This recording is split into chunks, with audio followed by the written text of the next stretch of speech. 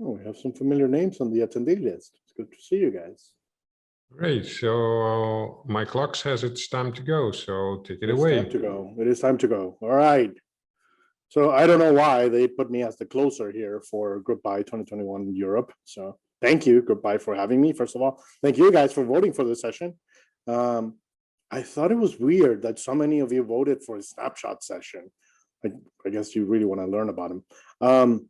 What's also funny is that I have never done a session like this. Go figure. I've been working for my employer for a while now, and I've never had done a session that focuses purely on snapshots. So I get that it was right about time. I'm going to leave this slide up here for a couple of seconds. I want to make sure that everyone goes over the code of conduct. If you haven't seen it yet, definitely something to keep in mind. This is me. I'm a principal field solutions architect for Pure Storage. That's my Twitter handle right there. I'm a Microsoft Data Platform MVP, formerly known as SQL Server MVP. I'm a VMware V expert and Microsoft Certified Master. If you ever heard of that certification, rest in peace. And I did used to work for Microsoft on the SQL Server engineering team, where I did a bunch of stuff, including persistent memory support for the database engine. I was also the PM for SQL Pal at some point, and I did a bunch of stuff that I can't tell you about. I work at the intersection of databases and storage. That's really the area that I focus on, because I work in the sales area of Pure Storage. I am definitely a technical sales guy. You could see me that way, but I try to keep the sales part out of the technical conversation. And so that's effectively what I want to do here today. So thank you so much to our core sponsors, SolarWinds and Redgate, media sponsored SolarWinds and StraightPath Solutions, and our virtual group sponsors, including my employer, Pure Storage, and Dallas DBA's group. Let's see. More sponsors. This is the session today. SQL Server and Snapshots. Everything you were afraid to ask. You know what, you guys? I actually want you to ask tons of questions. Like, please do. And whatever you feel that I'm not talking about and you want to hear about it, just bring it. Right? I'm the last session, so if I extend a little bit, I don't mind. If the people from GroupBy start yelling at me, I won't care. So let's just go. Right? Let's answer as many questions as we have in our heads. Just feel free to pop them into the Q&A window there. So here goes a disclaimer again. I work for a storage vendor. I have opinions. I am biased, definitely biased toward my employer, but I will do my best to be objective in this presentation. That's my promise to you. Now, there are things that work differently across many different storage vendors. I may not know how things work for your particular storage device. I may have no idea. I do know how things work on our storage devices. And if you ask me a question on how things work on something works, I will tell you how it works on my storage device, or the ones that I sell. If you ask me how something works on somebody else's storage device, I'm probably going to decline answering that question and going to pass and say, let's take that offline. I will try to find you somebody who does know about this, because I don't want to say the wrong thing about somebody else's product. I'm trying to be very objective, and I'm also trying to be fair. The agenda here. So we're going to talk about snapshots, and not just and the word snapshot is a very kind of broadly used term, right? So we're going to talk about all the different kinds of snapshots that I can think about immediately when it comes to SQL Server, right? We will definitely talk about database snapshots. We will definitely talk about crash consistent snapshots. We will talk about application aware snapshots. And then as a bonus, we will trash VM snapshots. Yes, I said trash because they suck. So keep that in mind for now, because when we get to that slide, we will definitely trash them again, because why not? Database snapshots. This is the first part of the conversation, right? This is the SQL Server specific feature. Okay, SQL Server has a create database snapshot path, T-SQL statement, and you can also use the SSMS GUI to create your snapshots. So the idea is that you take a source database and you create a snapshot of it. That snapshot is a read-only copy of your database, and it uses the mechanism through which it's implemented. It's actually a copy on write mechanism. So what does copy on write mean? Copy and write means when I am about to write something, I need to actually push the previous data that I'm about to write on top of into the snapshot. So that right there should get you guys thinking, this is not very friendly towards something that writes a lot. Yes, and keep that in the back of your guys' heads, because this is a recurring theme when it comes to snapshots. In general, how they are implemented matters for performance, for reliability, for durability, for a variety of reasons. But this is how database snapshots are implemented. Every single page that's modified on the source database gets actually pushed into the snapshot. Okay, so you can think of it as just, kind of two databases side by side. One is the read-write database, the other one is just a snapshot. And every modification I make on one gets pushed to the other. Easily how it works, right? There's nothing to fancy about it. Now, let's go over a few more details here. I already mentioned copy and write every time a page is updated, right? So you guys keep that in mind, because this can be a problem, and you don't want that to be a problem. Okay. On SQL Server 2012 and prior, database snapshots were implemented using alternate data streams on NTFS. That wasn't a great feature from the performance point of view to leverage for database snapshots. And so the SQL Server engineering team decided to rewrite snapshot support using NTFS sparse files in SQL Server 2014 and up. Now, the performance consideration comes from the fact that because you have that sparse file that gets created whenever you create a database snapshot, that is going to be accepting all those modifications, right? It's going to be taking in all those rights for those modifications that you're issuing against a given database. So if I'm writing to database A and I have a snapshot of database A, every write that I perform against database A is going to have a subsequent write against the snapshot of database A. So double writes effectively, okay? That can be a huge problem in terms of performance, because guess what? Database snapshots are used in a lot of different places. And more importantly, they get used whenever you issue CheckDB. You say, CheckDB, if a given database, there is a snapshot, database snapshot, the one that I'm describing right here, that gets created, an internal snapshot. You can see it if you actually query the DMV for snapshots for your database.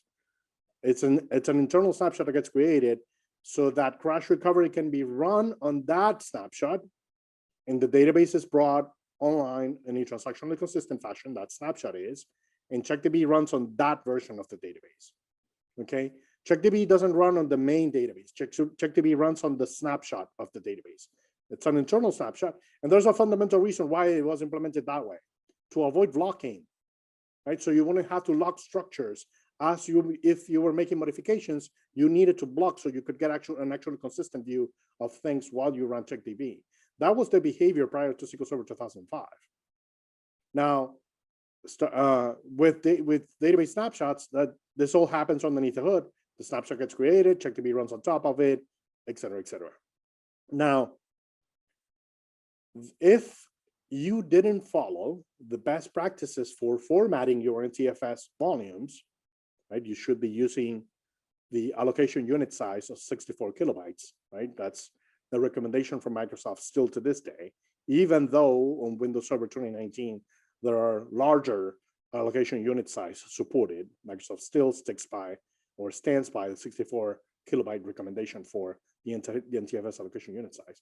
You may experience issues faster if you use a smaller allocation unit size. And if you have very large databases, and by very large, I would say that, at this point, anything that it's over a terabyte, I consider very large. You should also be using the large file record segment flag when you format, which is not on the slide.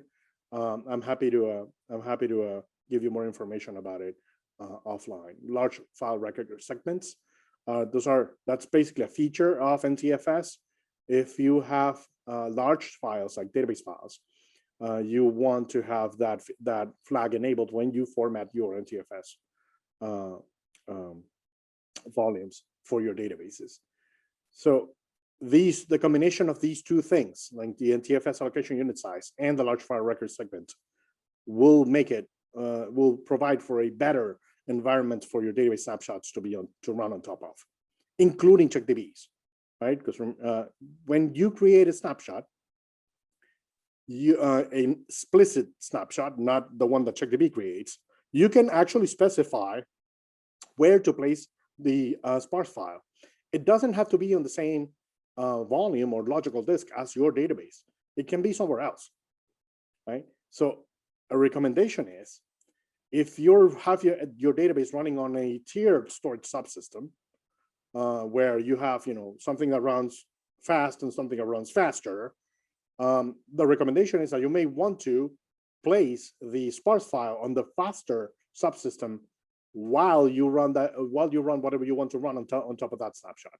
If you're using them for reporting, for example, that's a great plan, because the modifications are going to go faster in general, right? Otherwise, you're taking the hit on the double writes, right, from the copy and write operations.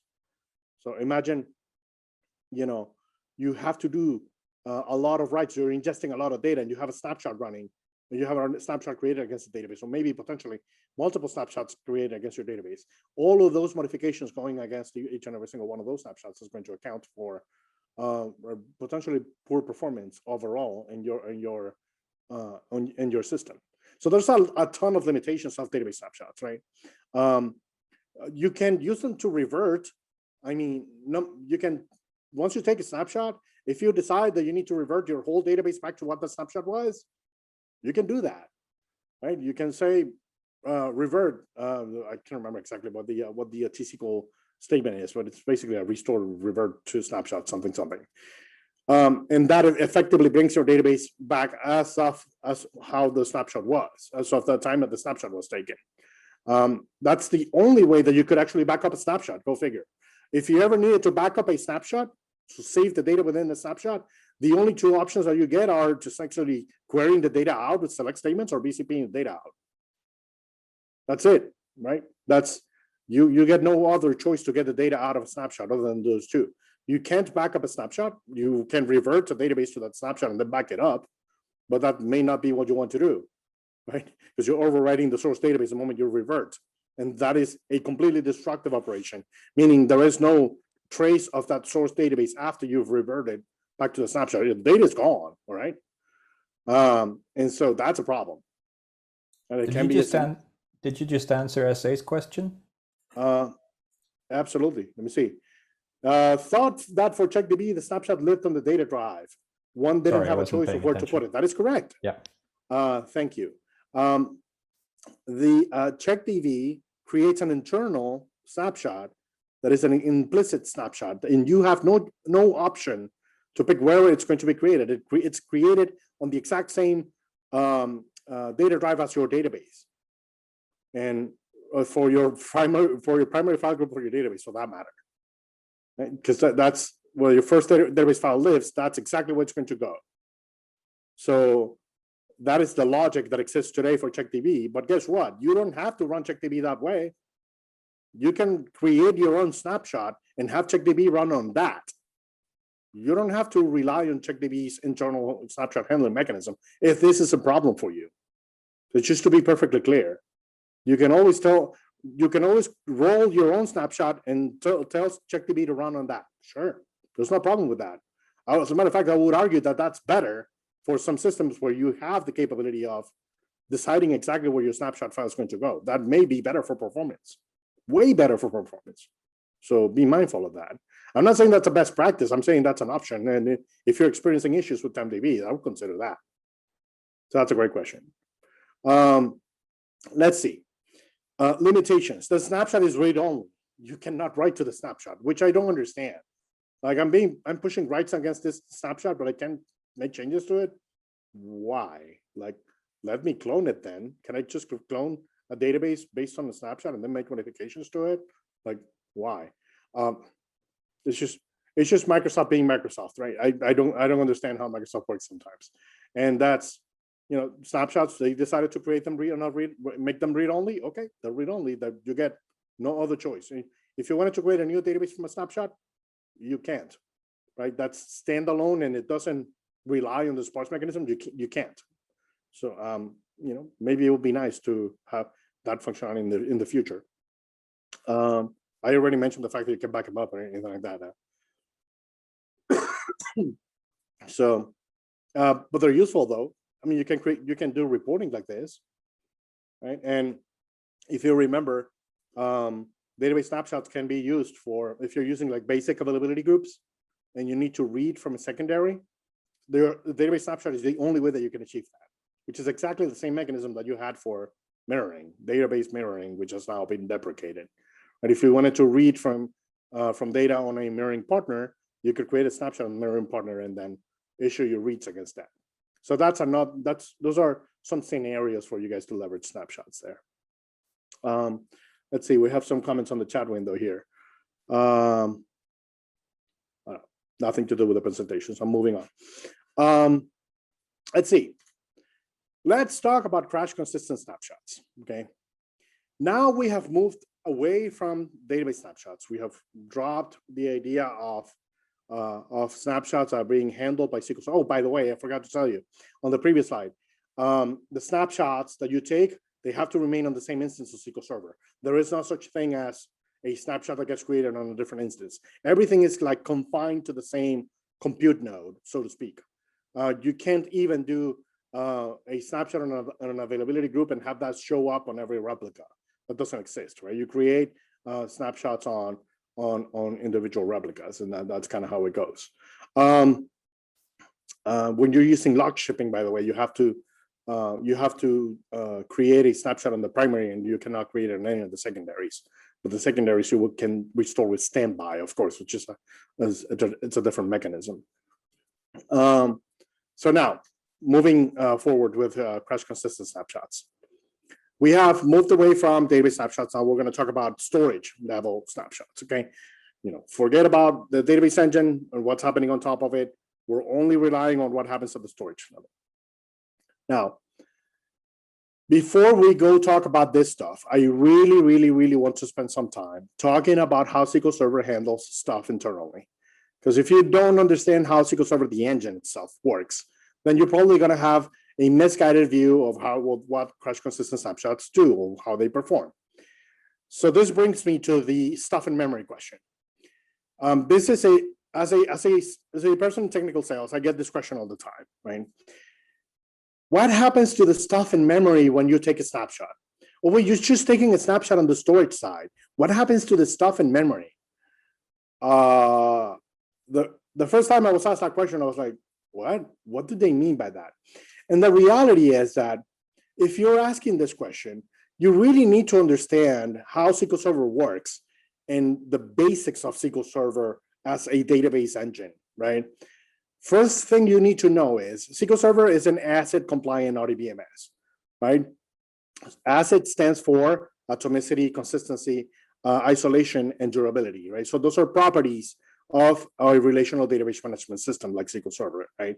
SQL Server adheres to these properties, and so it provides atomicity, consistency, isolation, and durability for all the transactions that you perform against SQL Server. Now, as part of, there's a D there, that's durability, that's super important.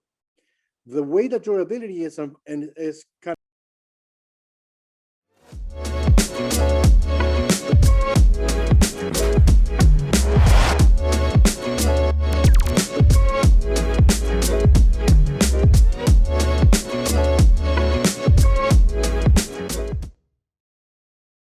of implemented or SQL Server provided by SQL Server is through the write-ahead login protocol, right, or the WAL. And other RDBMSs like Postgres, for example, they will refer to the transaction log as the WAL, the write-ahead log. Specifically here, I'm just talking about the WAL, the protocol, right? The protocol is essentially as follows. I can't do anything unless I describe it on the transaction log, period. I have to describe in my transaction log whatever I'm about to do on the database and then do it. The reason for that is if I have to undo a transaction, I need to have a description of every change that's happened for that transaction in my transaction log, so I can undo all the changes that I made. That's how the RDBMS works, right? So fundamentally, SQL Server will follow the write-ahead login protocol for everything that it does. But there are features that don't use the write-ahead login protocol. I can remember two. If you guys remember any additional features, by all means, please hit me up. The first feature that doesn't use write-ahead logging is in-memory OLTP tables with schema only. What do those do? They keep everything in memory, right? The only thing that's durable about them is the schema. You're not actually saving the data for them. What happens to the data on a snapshot? It's not included because it's in memory. There is no such thing as snapping the memory of a SQL Server database and expecting it to come online cleanly like that. No such thing. It doesn't work. Okay. So forget about that. You know, the durability on a schema only in-memory OLTP table. You have made the choice. If you're using this feature, you have explicitly made the choice of not caring about what happens to that data. Period. The moment you said schema only, you decided that the engine wasn't going to care about your data, and it won't. Right? It will place your data in memory, and that's the extent of it. It won't log it. You won't be able to back it up. So you're toast. If you drop that, if that instance crashes, that data is gone. Right? The other feature is delayed transaction durability, which applies equally to regular tables and in-memory OLTP tables. What delayed transaction durability does is that it essentially tells SQL Server, hey, look, you know, you're going to generate some log records for every modification that we make against the database. I really don't need you to flush those transaction log records to storage right away. You can just keep them in memory for a while. And then when you decide it's a good time to flush them, you can go ahead and flush them. That is delayed durability. That is not how the engine works by default. The engine by default will log everything, maybe not fully logged, but it will be logged. And more importantly, it'll flush every single transaction log write directly to a persistent medium on your storage device. And your storage device better be compliant with that. Meaning, if I have a log record, so let's do a basic scenario here. This is this is the way that I like to explain this stuff.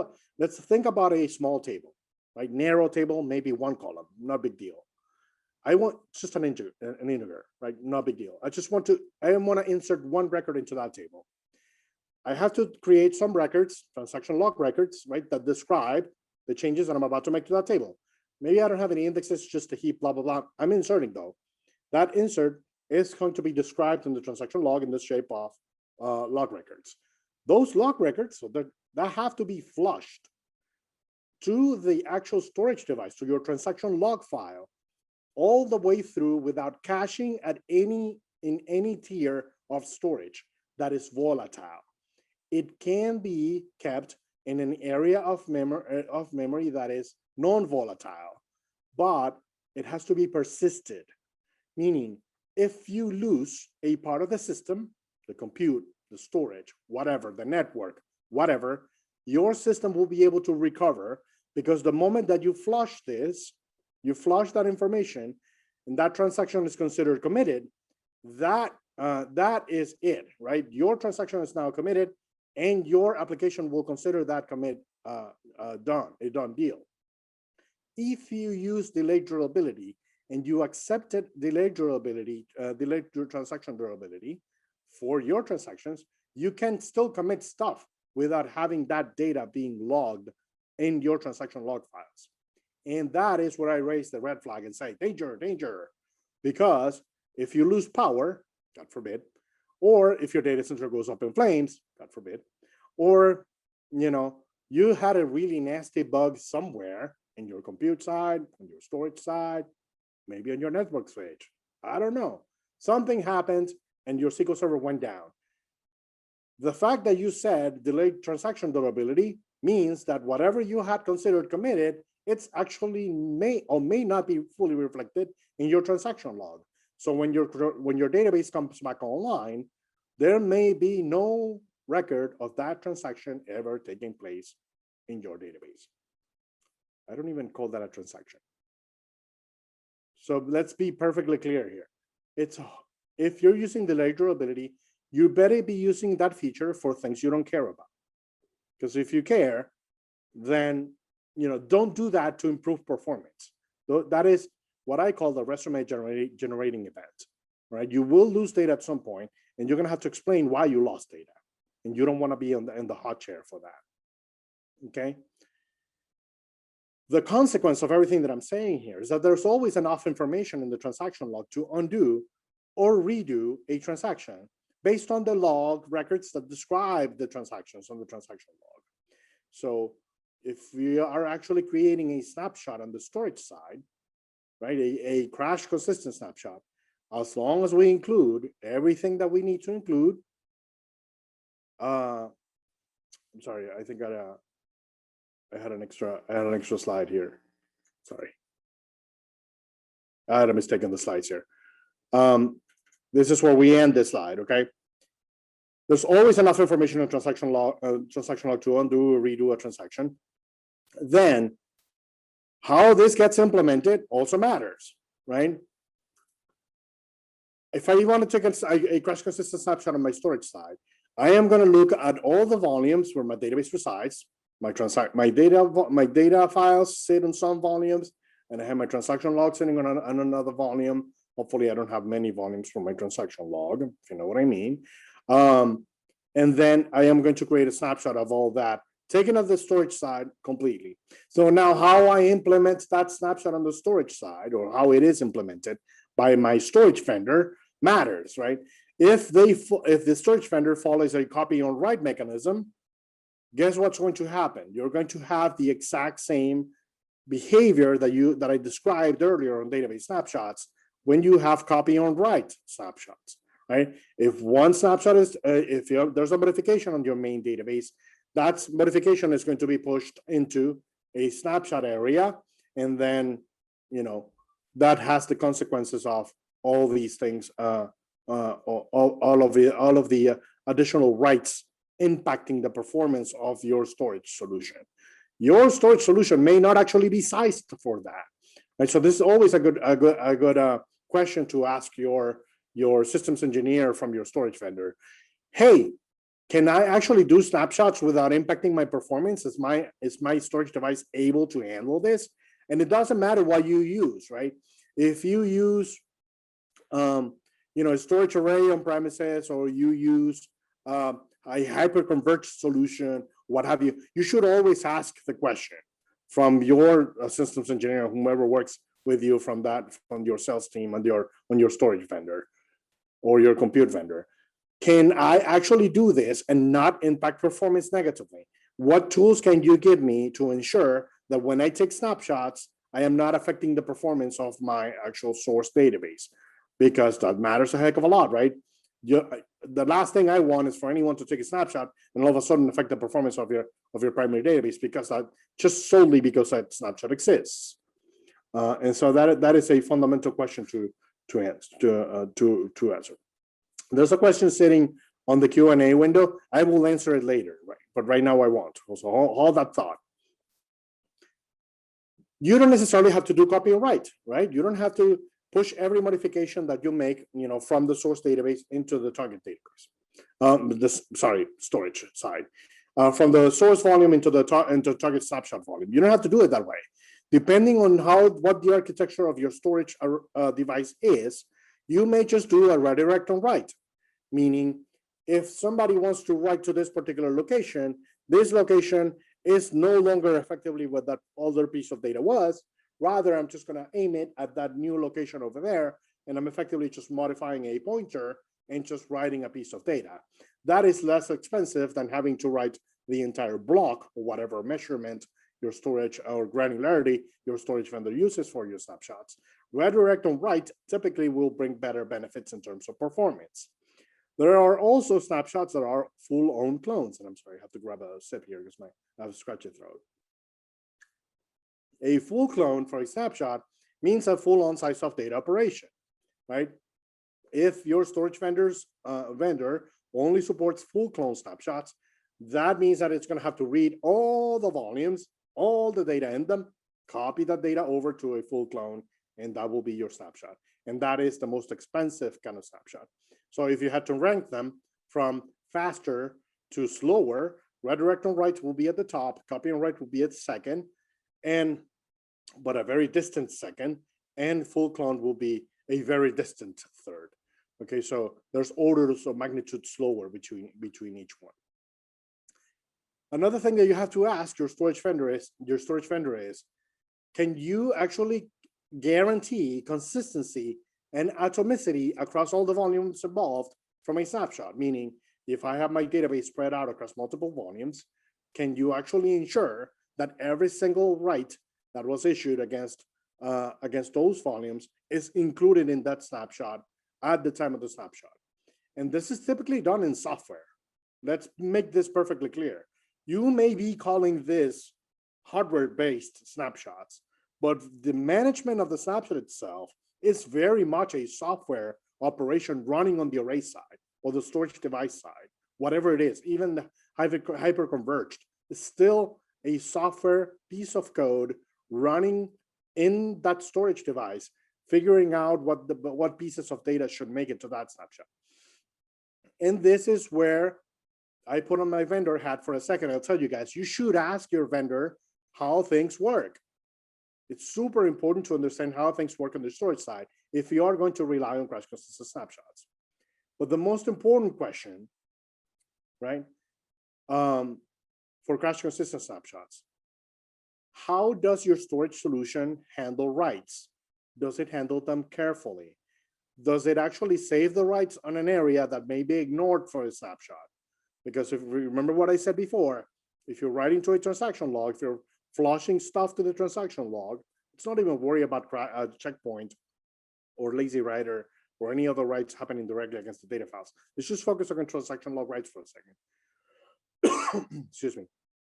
If you have a storage solution that is not handle writes very carefully, that may have issues handling an incoming write where it may lay it down persistently, but maybe partially, or maybe has issues handling ordering of writes, or any other potential disaster scenario there for handling writes, you wouldn't be able to trust the snapshots taken with the storage solution.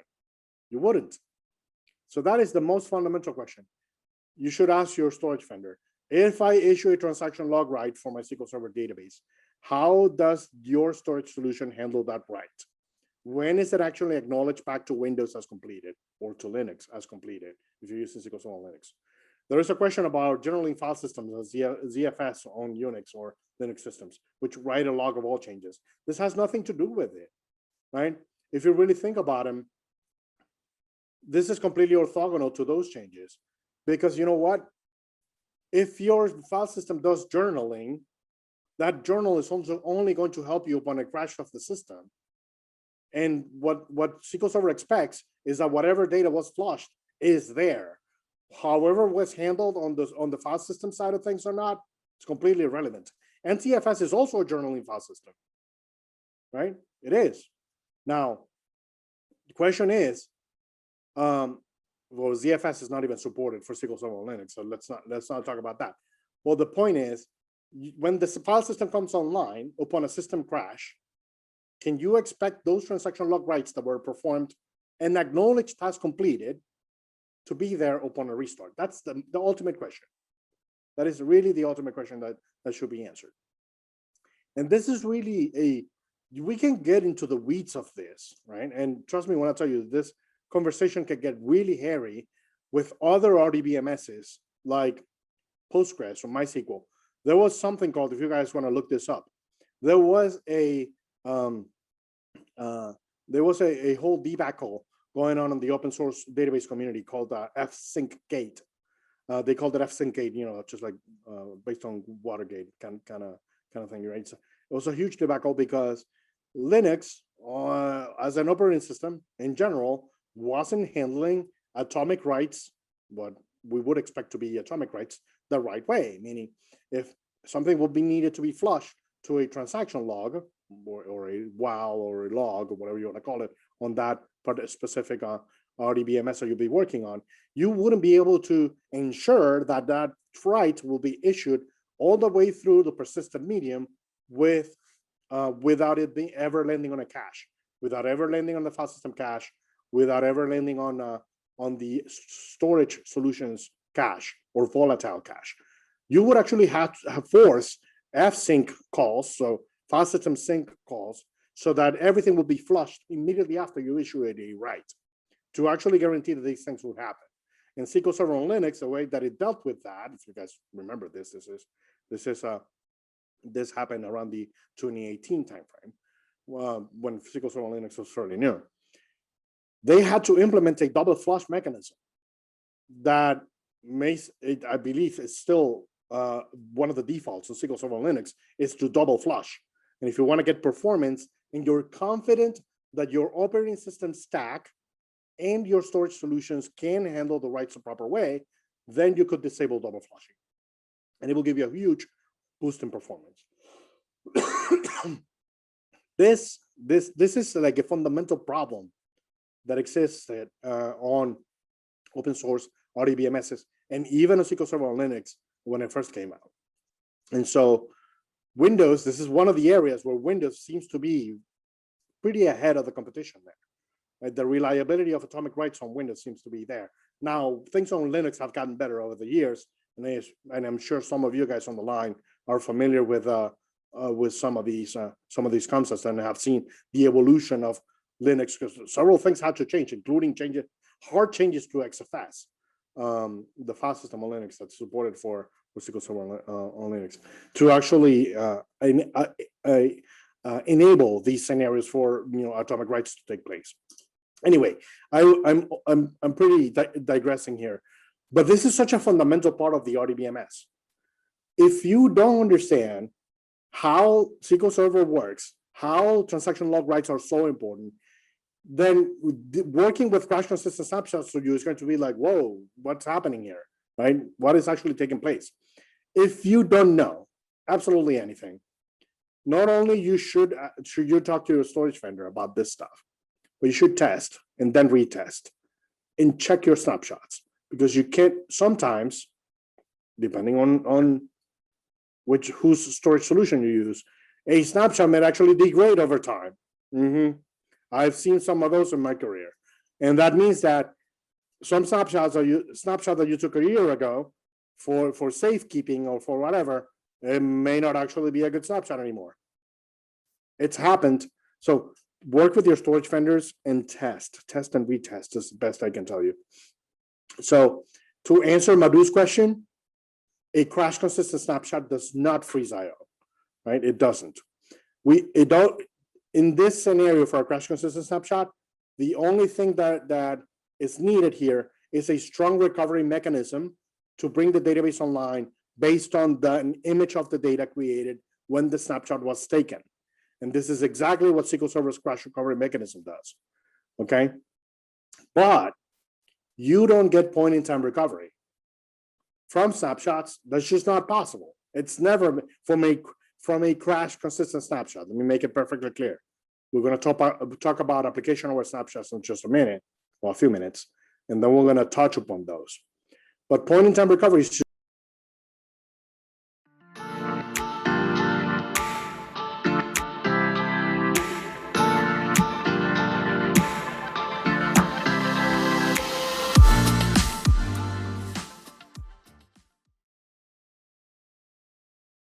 not possible when you're using a crash consistent snapshot. So if you took a snapshot on the storage level, you cannot restore it with no recovery. There is no way to do that.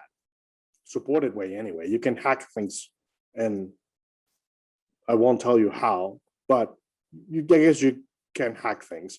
But it will be nasty, and you'll be dealing with things that will be completely unsupported. And Microsoft will probably yell at me if I told you. But anyway, I would request Microsoft kindly, please, build attach with no recovery so that customers can use crash consistent snapshots on the back end, and they can just roll forward transaction logs on top of it. This shouldn't be very difficult, Microsoft. I've been asking this for a while. Come on. Anyway, Oracle has had this for years, way ahead of SQL Server in this space. Madhu, finally answering your question again, there is no quiescing needed for the reason that this is just a snapshot taken to the storage side. We are not telling SQL Server anything. We're not telling Windows anything. Okay, there's not even a tracking of the actual snapshot on any of the metadata tables on SQL Server. No backup history, nothing. Because Windows doesn't know about them, SQL Server doesn't know about them, and they don't have to know about them. And that's actually a good thing sometimes, right? Because if you have a storage solution that is robust and can offer you snapshots that don't incur into any IO penalty when you take them, right? There's no quiescing whatsoever. Then you can take those snapshots at a regular interval on your storage device, and those are good points in times for recovery. I won't call those backups though, because unfortunately Gianluca had to leave. But you know what? Gianluca will be yelling at me if I call those backups. The only way that I would call a snapshot a backup is if you're replicating that snapshot. You take the snapshot, you immediately start replicating it to another storage device that sits on a different data center than your source array does, at least on a different cage, right? Within the same data center.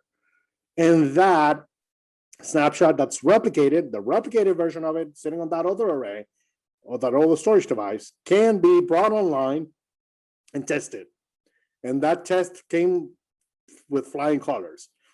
At that point, I will call that a backup, because that is an additional copy of the data, additional copy of the media that sits on a different storage device that can actually withstand data loss scenarios on the primary source, on the primary device. So any questions on this, please hit me up. But Maru is asking, what underlying technology is used in Azure SQL to create multiple copies of the database? I believe they do storage snapshots too. I don't know exactly how they do it. It'll be a great question to bring offline.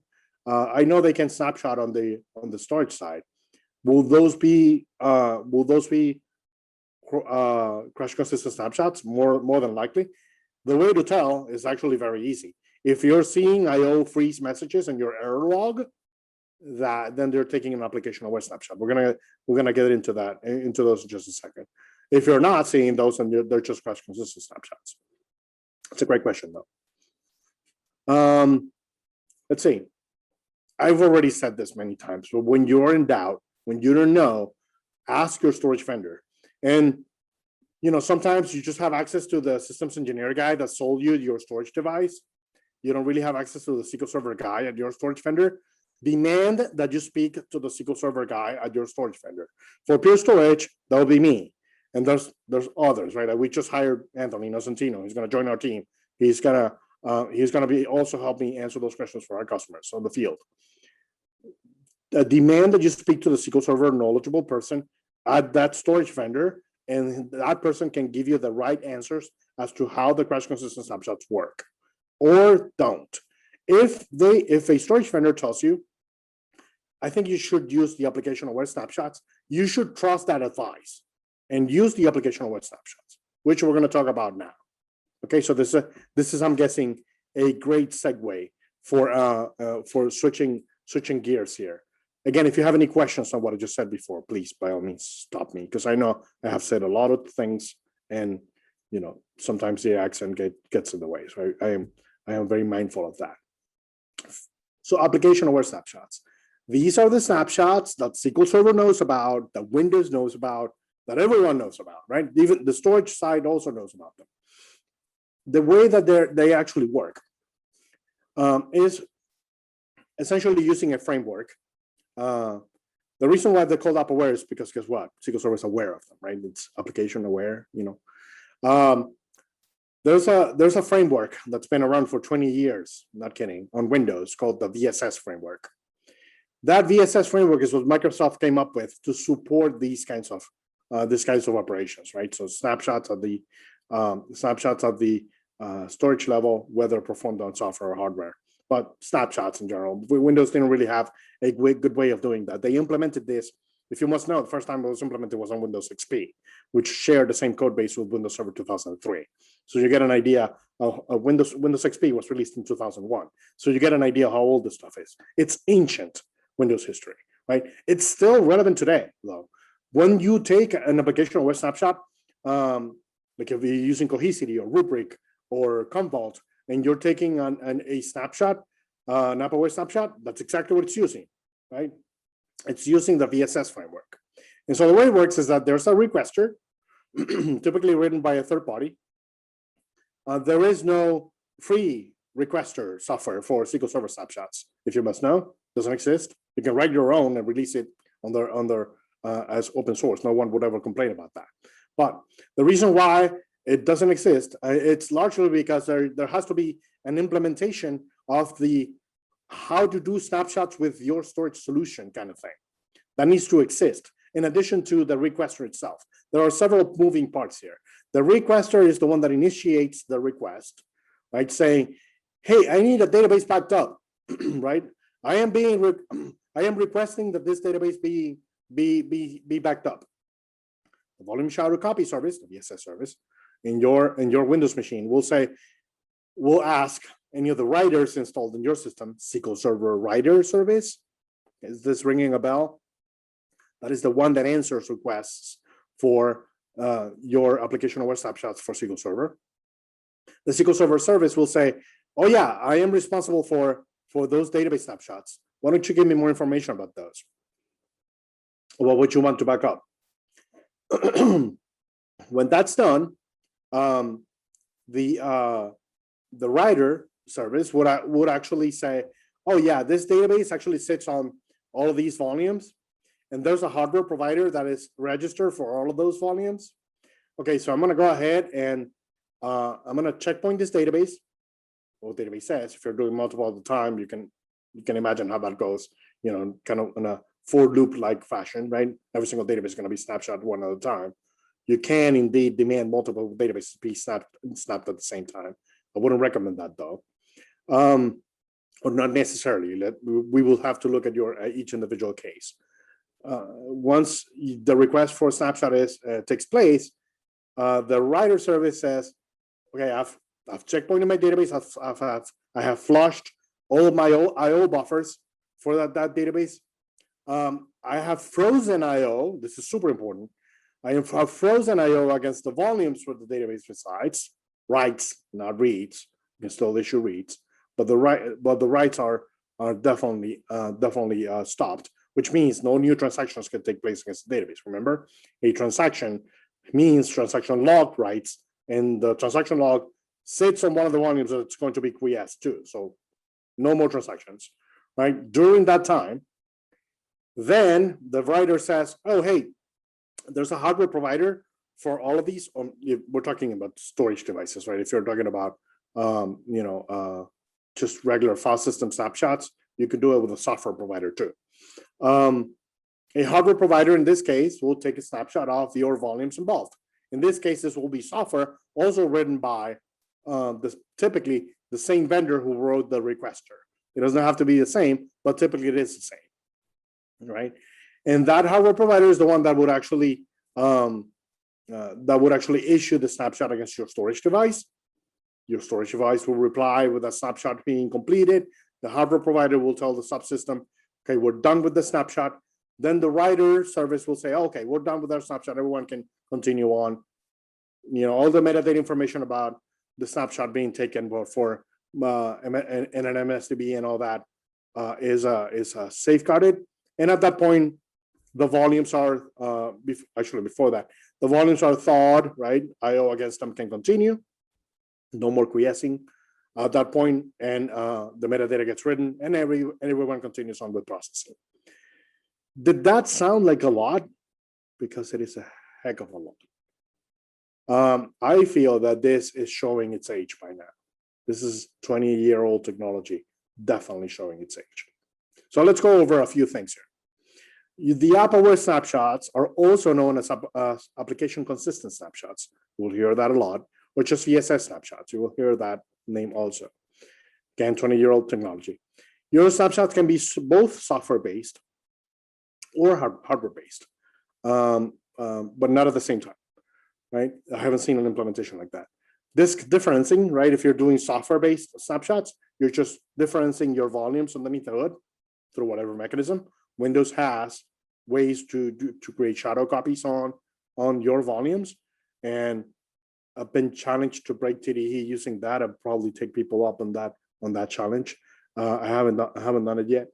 Or it can be hardware-based, right? Like I described before, it can be storage array-based, or maybe you're using a hyperconverged solution like vSAN from VMware, and those would also be considered hardware-based snapshots, albeit you're actually relying on a software layer that's actually going to take the snapshot and handle things for you.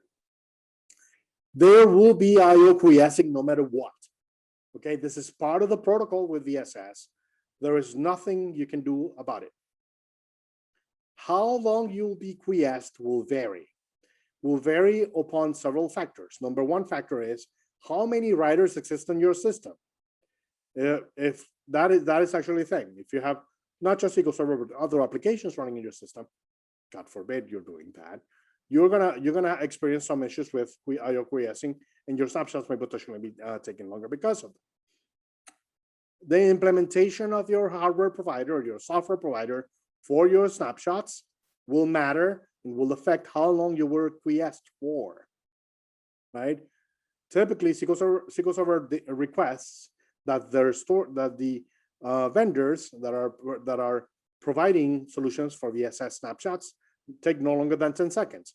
But I have seen databases paused for a minute. That doesn't happen with us, this particular vendor. I am just one vendor. Other vendors, your experience may vary. You should ask them how long it takes for their particular solution, whatever it is. You should ask them how long that should take. And you shouldn't really take an it depends answer. You can tell them exactly what your scenario is and demand that they tell you exactly how long they should take. Okay, it's a fair ask of your storage vendor. This is good though. You can have point-in-time recovery from application-aware snapshots because you can take a snapshot, restore it with no recovery, and then roll forward transaction logs on top of that. So think about that for a second. That means that you can actually do interesting things like seeding an availability group replica from a snapshot. That's nice. If you can, especially if you have an array that can help you avoid a size of data operation, as opposed to copying data for the entire replica. If you can take a snapshot of your primary, stick that snapshot of your secondary into, stick that snapshot into a secondary with no recovery so that you can join that database to the AG. I like that. I like that a lot. So this is a thing that you will see leveraged out there by multiple storage vendors in providing additional experiences, additional scenarios for snapshots. Let's see. This is a no-brainer to me. Your app-aware snapshot solution should support copy-only backups. If you don't know what copy-only backups are, go check that out. Okay, it's not in scope for this, explaining how those work. But suffice it to say, a copy-only backup would not affect your log sequence chain or your restores, meaning they won't affect your differential backups. And so, since differential backups are not supported with app-aware snapshots anyway, it only makes sense that you take every single app-aware snapshot with copy-only, so that if you do complement your app-aware snapshots with regular streaming backups or native backups, you don't affect each other. So to me, that makes perfect sense. Just use copy-only every time. It doesn't. I would suggest that. I will gladly take dissenting opinions here, but in my opinion, you should always use copy-only. And I'm seeing some comments here on the chat window. Somebody said VSS is ancient and well tested. Sure. Let's see. What about Linux? This is my favorite part. Yeah, VSS is ancient. It also doesn't exist on Linux. There is no VSS whatsoever. There is no implementation of VSS. I haven't heard of any plans of VSS being implemented on Linux. If somebody has heard otherwise, please correct me. But there is no way to do an application or web snapshot on Linux other than using the VDI, which is the virtual device interface for SQL Server on Linux. And that is what Microsoft initially did not want you to use that for snapshots, because they wanted every snapshot to go through VSS. But I guess now that we're on Linux land, Microsoft wants you to use the VDI, and not every storage vendor has actually devised any integration for SQL Server on Linux for application or web snapshots. So it's a mess right now. A bit of a mess. It's I guess, you know, the PMs of Microsoft will tell you that things are evolving. Yeah, they're evolving right now. All right. Those are my thoughts on the subject. Let's see. Let's talk about VM snapshots, and then, you know, we'll probably want to wrap up the presentation. We may even finish a couple minutes earlier here. Let's see. VM snapshots. Number one thing that you should know is that an application aware VM snapshot will freeze your VM entirely. Apologies for the cough here. Your FCI will fail over unless you increase your timeouts. Your AG replica will also fail over unless you change timeouts. Why is that? Because an application aware VM snapshot will actually snapshot and everything on the VM. So not just your databases. It will also include your databases if you let it. So if somebody's doing VM snapshots and you don't want your databases snapped at the same time they're snapping the VM, you can just disable SQL Writer. It's a quick and easy way of doing that. The other way that you could kind of deal with that scenario is tells the VSS subsystem which files not to snapshot, and they will be skipped altogether. That's another way of doing things. But my suggestion is, if you want to avoid a VM snapshot from taking too long and also snapping your database, then disabling SQL Writer may be the option for you. I'm not saying that's the way to go, though. You may just take a crash consistent snapshot of your VM. The question is, will it recover? So that's, again, a conversation that you need to have with your backup vendor. If you take, you know, I like to take my snapshots on the database side and keep that completely separate from my VM or my compute backup. Compute backup one way, database backup another. I don't want to have the two conversations on the same on the table at the same time. You know, maybe we'll have the compute guys and the database guys talking to each other, you know, as to how this is going to work, et cetera, et cetera. But I don't want everything to be handled at once. That's just me. You guys may have your own preferences. So I do not recommend aware snapshots for SQL Server VMs. I don't. You may disagree with me. I'm totally fine with that, trust me. But I just personally don't recommend. Crash consistent for SQL Server VMs, for your compute portion of SQL Server VMs without the database, sure. As long as you test them and validate them, because you should. If you're not testing your VM backups, that's what you're not doing, ensuring that your restores are going to work. Much in the same way that you should be testing your database backups, your VM backups should be tested. If your VM admins tell you that they're not testing them, you should tell them that they should find somebody to do that. Okay. All right, guys, I think I have 3 minutes left. So today I wanted to, first of all, thank you guys for coming. You know, I had like 80 people plus at some point in the presentation, so I'm very thankful for you guys participating today. Don't hesitate to reach out to me, DB Argenis on Twitter, or feel free to shoot me an email at argenis@purestorage.com.